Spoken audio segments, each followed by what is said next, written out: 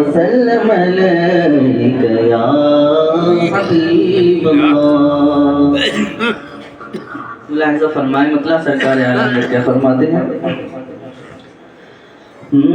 ज़मीनो ज़मान तुम्हारे लिए, ज़मीनो ज़मान तुम्हारे लिए, मकीनो मकान तुम्हारे लिए।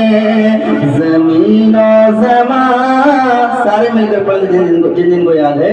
ज़मीनो ज़मान तुम्हारे लिए, अरे मकीनो मकान तुम्हारे लिए।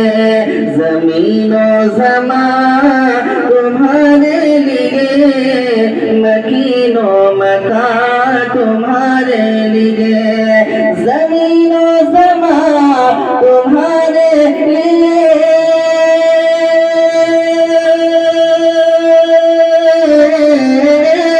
ज़मीनो ज़मान तुम्हारे लिए, मकीनो मकान तुम्हारे लिए। चुनीनो चुना तुम्हारे